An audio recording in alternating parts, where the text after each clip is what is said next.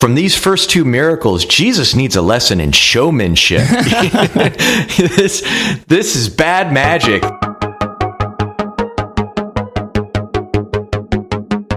Well, hello everyone, and welcome to the Bible Geeks podcast. This is episode 24. I'm Brian Sheely. I'm Ryan Joy. And thanks so much everyone for tuning in. Today on the episode, we're going to be answering the tough question, where do we go when times get tough? But before we get into that, and before we get into our Jesus Said segment, we've got a pretty big announcement to make. And that's about a new project that we're starting beginning August 1st.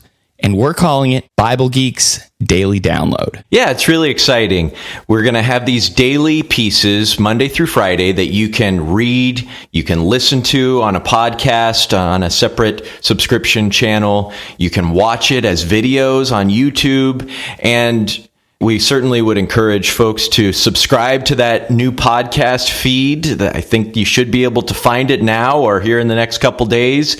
We'll still be doing this weekly show like we always have been, but this will just be a short little tidbit that hopefully gives you some encouragement, some edification, a little moment in the Word, and a thought to take with you for your day. And so you can go to BibleGeeks.fm/daily and you can find out more information about that. We've got a little trailer up there introducing the series.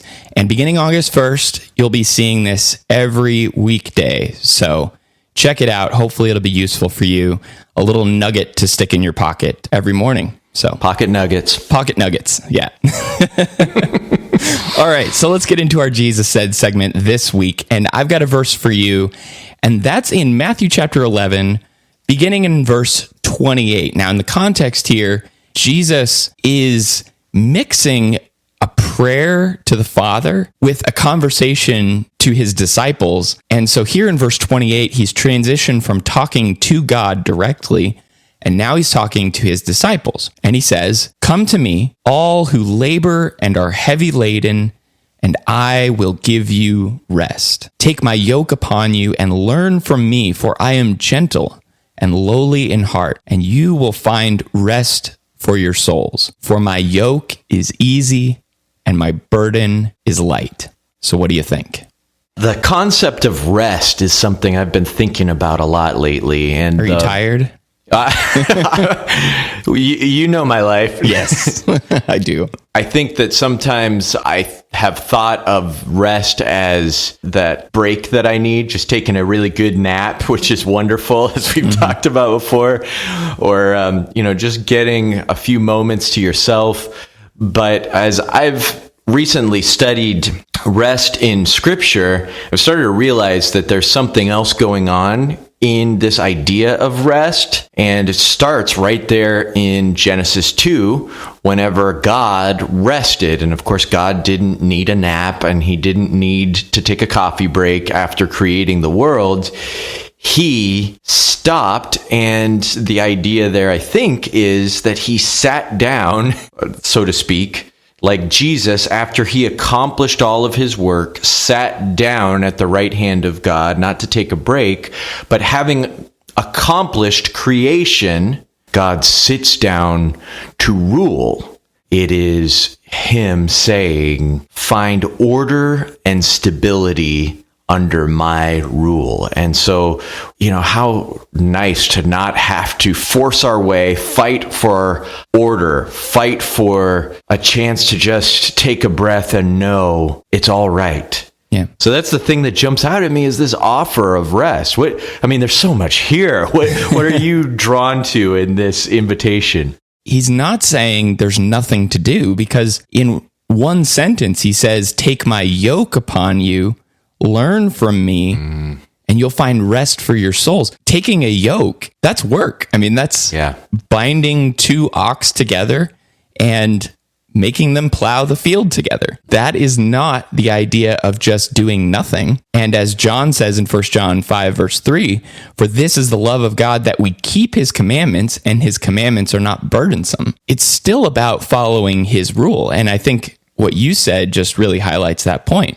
He is bringing order and stability, but it means that we still have to follow him and we still have to work.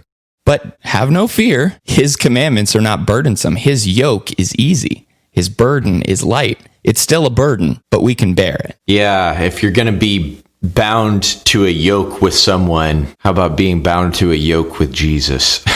Yeah. And sharing that load. And the sense of being heavy laden is a weight that is just frustrating you, I think, as opposed to doing your work with this gentle partner, this one who is lowly in heart, and with fruitfulness and effectiveness and with joy and with, I don't want to say ease, but he does say my yoke is easy. So there's a sense of not that life is easy, because it's not, but that with the Lord, there is an ease to our life that is not there. There is a velocity to the way we move forward that we haven't been able to find before, where at every turn we were thwarted. But now, though there's difficulty, we find a different kind of forward momentum in him.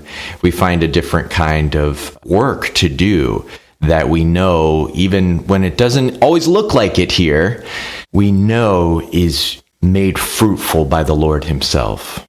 In a sense, he sees me. He sees exactly what I'm dealing with. He sees what I'm struggling with. And he says, if times are tough for you and you're under heavy strain, come to me. Come to me. I'm the one who you need to come to. Yeah. Because I can take care of that for you. That's a great image. You know, whenever somebody says, come to me, what are they saying? They're extending their hand, and you just can see Jesus saying, come on. Yeah. Come on over here. I've got something that you need, and you know you need it, and I'm willing to share it. So in a similar sense, we're going to go back in our next segment to David, who did the same thing with the Lord in a segment that we call Poetry in Motion. Yeah, so we're going to keep moving forward. We've been going through the Psalms, and now we're on Psalm 5. And if you want to take out your Bible, if you're somewhere that you can do that, that's great. But if not, just kind of follow along with David's thoughts as we go through this. And it's a beautiful prayer. Mm-hmm. It is a morning prayer. And we've been seeing this movement between an evening prayer and a morning prayer. So Psalm 3, there was a morning prayer, and Psalm 4 was an evening prayer, and Psalm 5 is a morning prayer, and Psalm 6, the next psalm, is going to be an evening prayer again. So I think there's this idea that the compiler of the Psalms is trying to get across, that from day to night, we should be surrounded by prayer. The best way to start the morning is prayer. The best way to end the day is prayer. And so he starts with this prayer, give ear to my words. So he says, hear me, basically, over and over again here in verses 1 and 2. And he says, you're the one I pray to, and you do hear me, and you hear me in the morning. So the key verse in this first 3 verses, I think, is verse 2, where he says, give attention to the sound of my cry, my King and my God, for to you do I pray. I'm not praying to anybody else. I'm the King, but you're my King. Mm-hmm. And you're my God. And that word my claims him. It says, I'm in covenant relationship with you, and you're the only one I turn to. And he uses 3 different words to describe these prayers, and it can almost see it bubbling forward to the surface from his innermost parts. And the first word, he says, consider my groaning. The NEB translates it, my inmost thoughts. You know, I'm sighing, I'm groaning. Derek Kidner says it's a barely audible self-communing, but there's a growing clarity, he says, as it breaks out into a cry for help. In verse 2, he says, give attention to the sound of my cry, and then into articulate, disciplined, and expectant prayer. So he says, you've heard my voice as I pray for you. And so this sets up the whole prayer where he's just saying, Lord, hear me. But what is causing David to groan? it is in a very similar sense as some of the other Psalms that we've looked at because of these people around him who are evil, who are liars, who are rebellious against God. And David is burdened down. He's weighted down with their sin and what they're doing. And he is basically calling on God to be the champion of what's right. He's calling on God to hate wickedness in verse 4, to hate pride and evil, and acknowledging him as the one who destroys all of these liars, all of these people who are bloodthirsty and deceitful. And the key verse here in verses 4 through 6, I think is verse 4, where he says, "For you are not a God who delights in wickedness. Evil may not dwell with you." And I love that idea that God is so opposed to evil that he doesn't want to dwell with it. He doesn't want to make a home with it. And he doesn't want any part in it. And so David, in his groaning over these people, is basically casting his cares on God. He's coming to God and saying, God, you are my king who hates these kinds of things. And he uses the word hate or abhor. And these are very strong words. These are intense kinds of words. And this intensity about the way that God feels towards sin, I think, is notable here and important for us because God is not happy with sin. He's not just passively accepting people who are practicing sin and doing these kinds of evil things. He hates it. He abhors it. And so if God hates that kind of behavior, if God hates sin that much, then how do I feel about it? How do I feel about sin? Do I want to dwell with sin? Do I want to make a home with sin? Do I want to get as close as I can to sin? Or do I, like God, hate it and abhor it to the point where I don't want anything to do with it? And so he's calling on God basically to take care of this situation for him, take care of these people who are behaving in this way. So then where does David go when he's faced with all these evildoers and these rebellious people around him? He enters God's house. And so that's what verses 7 to 9 describe. And he says, but I enter. And I think that word but is the key word here because he's contrasting everything you just said with himself. And he says, they can't dwell with you because evil can't dwell with you, and they're bloodthirsty, and that's what they're interested in. But I, through the abundance of your love, will enter. And there's that word, chesed. There it is again. And so this idea that he's making a contrast, but I will come to you. I can't come to you because I'm so great, but I do fear you and I do desire you. And because of your abundant, steadfast love, you, through this compassion and through this covenantal faithfulness, let me come to you.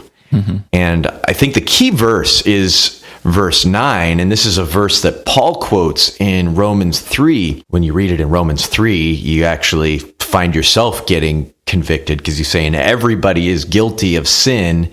But he says about these evil people, there is no truth in their mouth. It starts with the mouth, and then he goes into the inmost being. He says their inmost self is destruction. And then he comes back out saying what comes from their inmost self. Their throat is an open grave, which is just gross. Yeah. And they flatter with their tongue.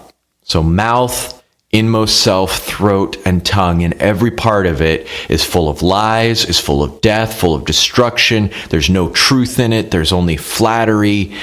And what do you do when you look around and you see this kind of wickedness coming from everybody's mouth that's around you, and all the things you see in the media, all the things that, somebody is talking about you, all the things that somebody is saying on some social media is troubling you. What do? We could complain about it. We could be overwhelmed by it. No, what David does is he approaches God. Right. approaches God because his steadfast love leads him. And so he asks him, lead me, Lord, in your righteousness. And so that's what he's praying for himself, is for God to lead him. But what does he pray for the wicked? And what does he pray for the righteous around him? Yeah, so he kind of has two people in mind in these last three verses, verses 10 through 12. He starts with the wicked and he asks for justice against them, those rebellious people, pronounce them guilty.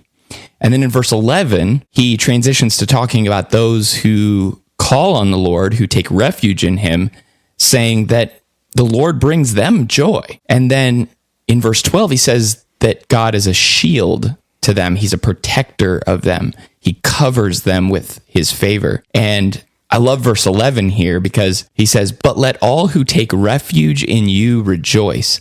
Let them ever sing for joy and spread your protection over them, that those who love your name may exult in you. So these are kind of defensive words. When you're faced with troubling people, people who hate you, people who are saying things about you, it's God, when you come to him and make your home with him and enter his house, it's God who protects you.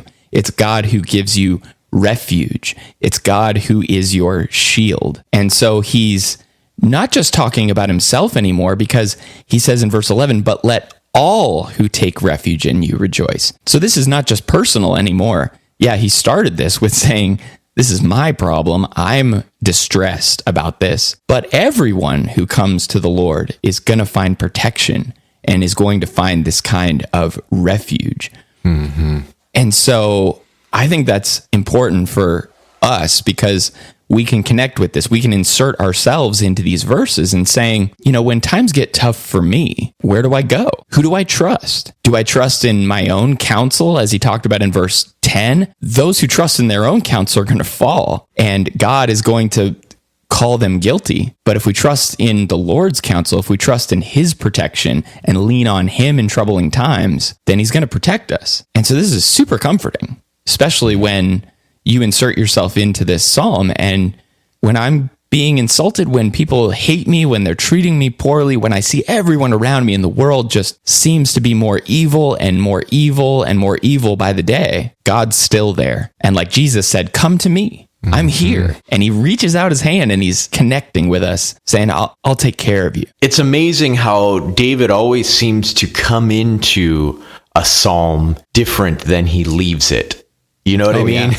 He starts out in this very vulnerable place of just desperate for God to hear him and seeing so clearly all those around him.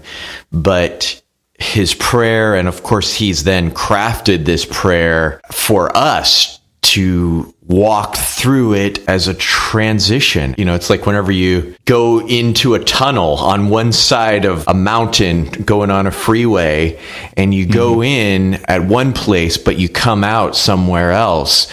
And what happens in the middle is approaching God, recognizing there is a difference between good and evil, but God holds on to the evil and he covers them up with his wing, so to speak, with himself as a shield.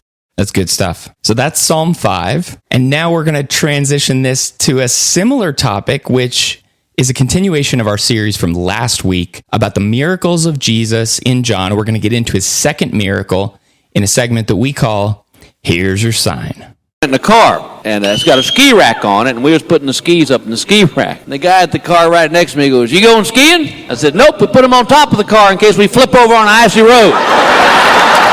Here's your sign. We're working our way through the 7 signs in John's gospel, and we saw Jesus turn water to wine in the first sign back in Cana of Galilee. And here he is in John chapter 4, verse 46, back in Cana of Galilee. And John doesn't want us to miss that he's back there.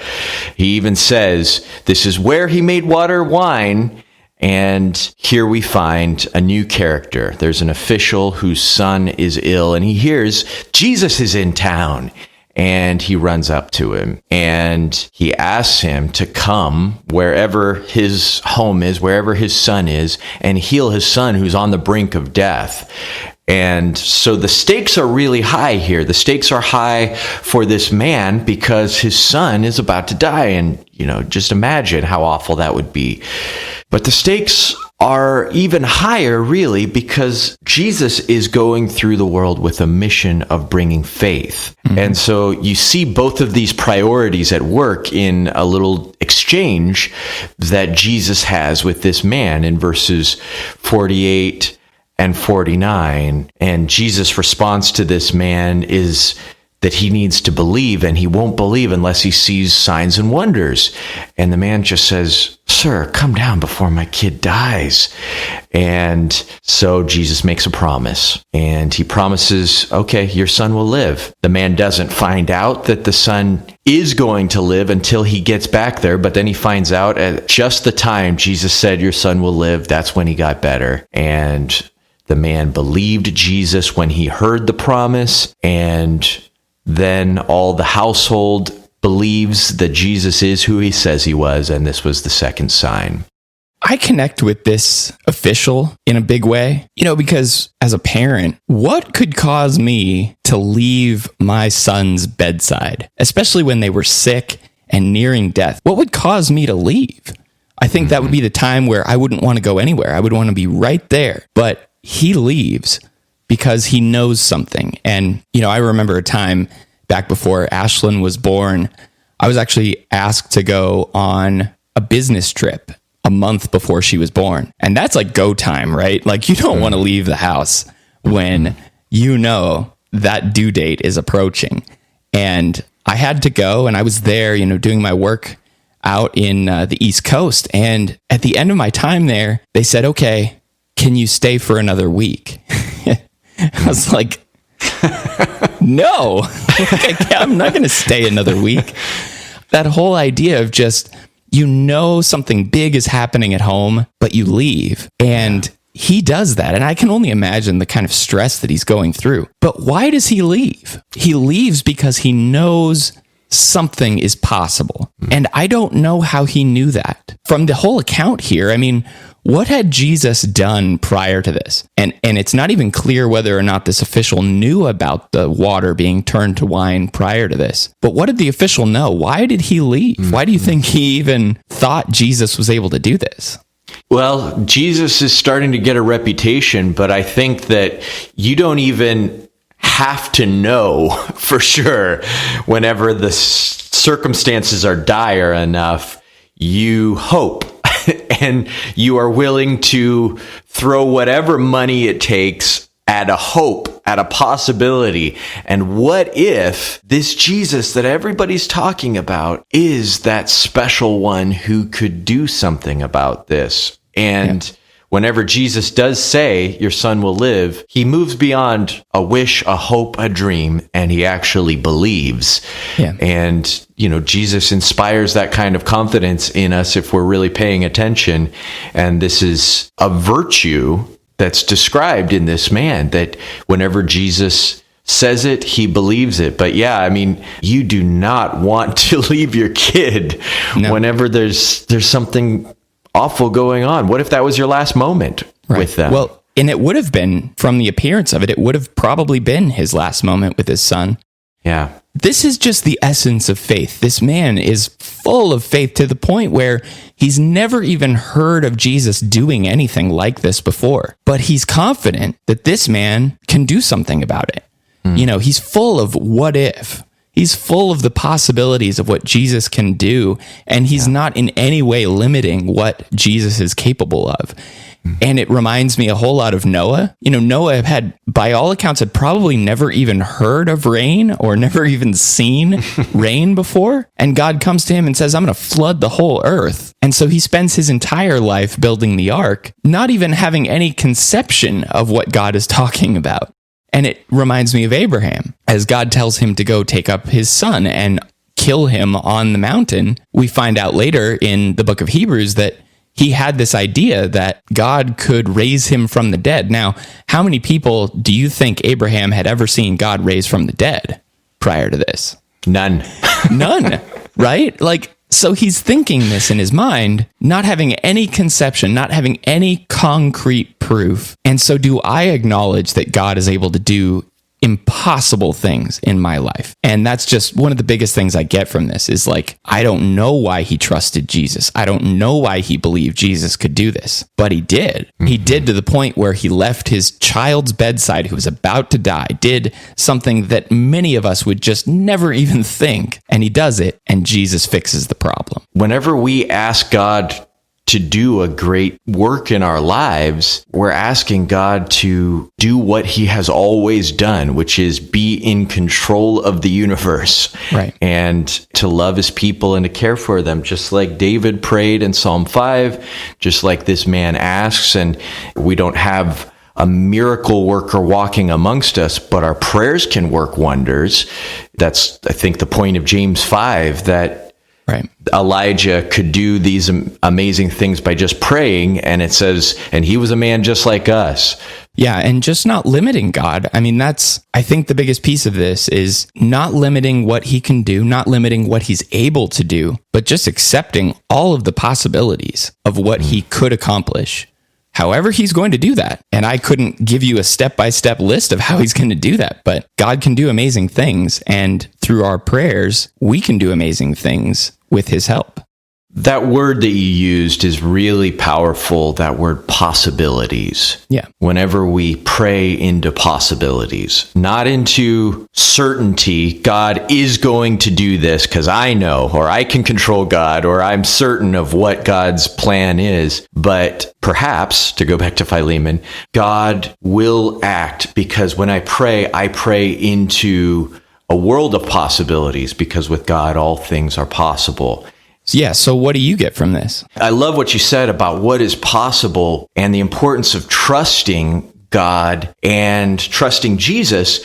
And I think there's a lesson in the timing of faith here.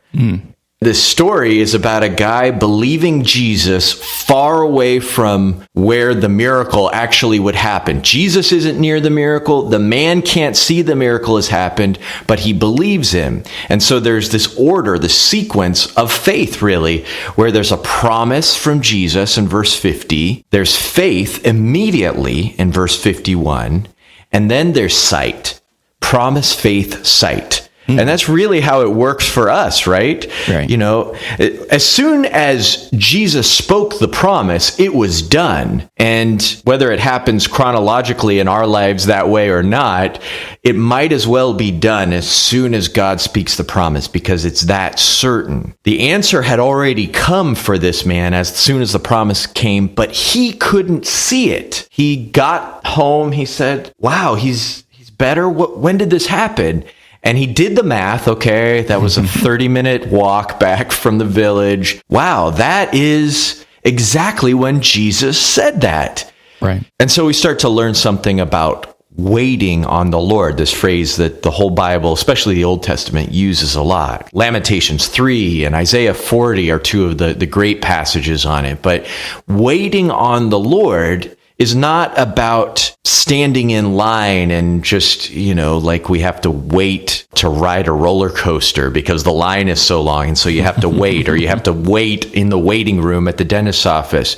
Waiting on the Lord is about trusting the Lord in that gap between the promise and sight. And between promise and sight is faith. And the Bible calls that waiting on the Lord. And you brought up Abraham, and Paul uses a great phrase to describe what Abraham did whenever he chose to hope in the Lord. And we use this phrase as kind of like a colloquialism now.